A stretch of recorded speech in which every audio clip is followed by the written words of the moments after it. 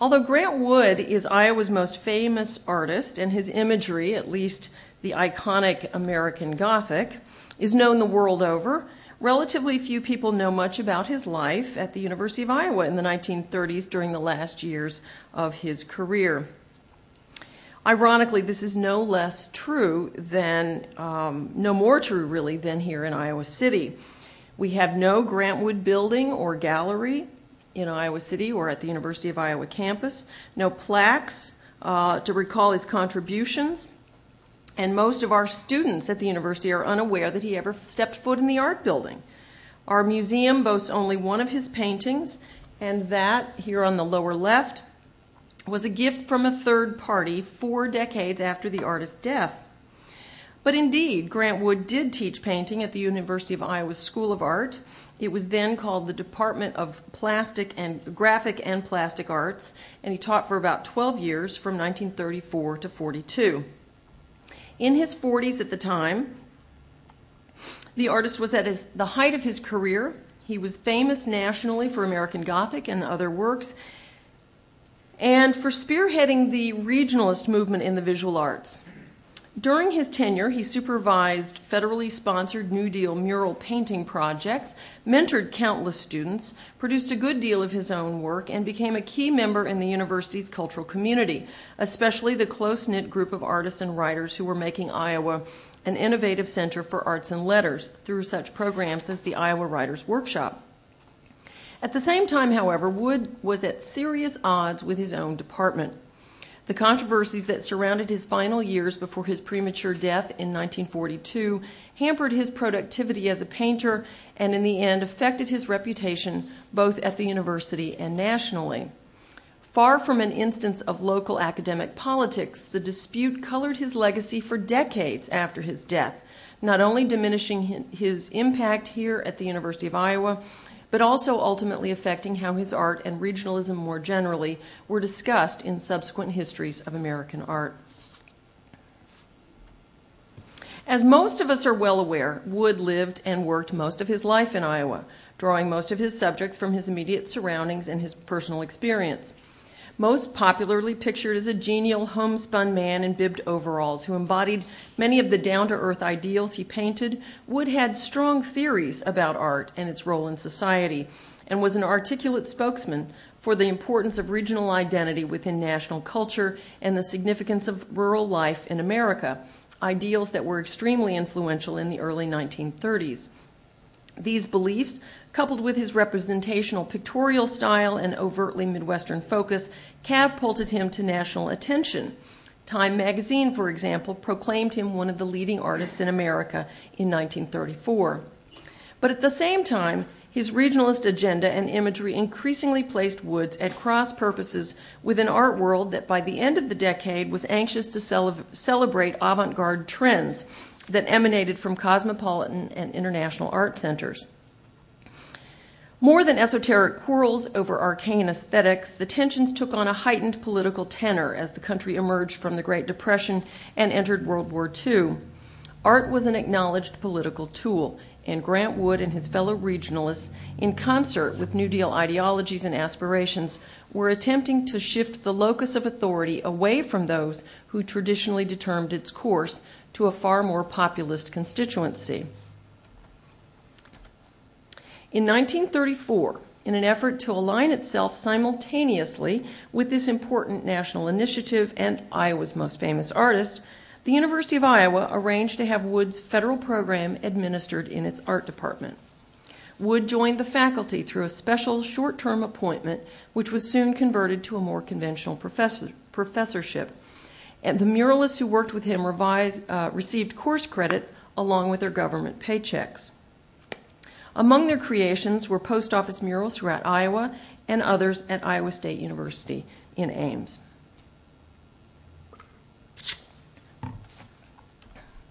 Wood's life focused increasingly on his new community in Iowa City. He joined the Times Club, a group of like-minded intellectuals who brought notable individuals to campus, hosting them through the SPCS, the Society for the Prevention of Cruelty to Speakers. Wood delighted in decorating the club rooms in what he called the worst style of the Victorian period, and he and his friends mugged for photographs in period costumes, spoofing the very regionalism they were helping to shape. In contrast to Wood's wide university community of collegial intellectuals devoted to regionalist agendas, his immediate colleagues in the Department of Graphic and Plastic Arts were not so sympathetic to his art or his ideals. When he arrived on campus in January 1934, the department was still dominated by the academic tradition begun by Charles Cumming, and Wood was considered a liberal painter, a modernist who went against the norm. By June, tensions were significant enough that a document describing what it called, quote, the present problem in the Department of Graphic and Plastic Arts, unquote, was included in the cornerstone of the new art building with the thought, quote, that the outcome of the conflict between the conservatives and the liberals of the faculty will be known when this comes to light and can be interpreted with perspective, unquote. Unfortunately, the copy of this document in the university archives is incomplete. It alludes to tensions between a conservative faction led by the acting head of the department, Catherine McCartney, and the liberal one led by Grant Wood, but the pages describing the specific nature of the dispute are missing. It's my hope that during the upcoming renovations of the old art building, the old cornerstone might be opened and the conclusion of the document finally indeed brought to light. Far more serious for Wood was a change in the administration of the art department in 1936 that replaced Catherine McCartney with Lester Longman, a 30-year-old historian of Spanish medieval art with a new PhD from Princeton and a recent stint as a Carnegie Foundation Fellow. Intent on fashioning the University of Iowa's program into a model of progressive art education, he implemented curricular reforms that clashed with what he called Grant Wood's atelier method. Even more significantly, Longman was positioning himself as a critic of contemporary art, and his preference for internationalist avant-garde modernism was inherently antagonistic towards regionalism and all of its manifestations. Wood's celebration of local culture and landscape were abhorrent to the refined scholar, whose notion of cultivation had nothing to do with the soil. The animosity was mutual. Longman personified the aesthete bohemianism that Wood despised.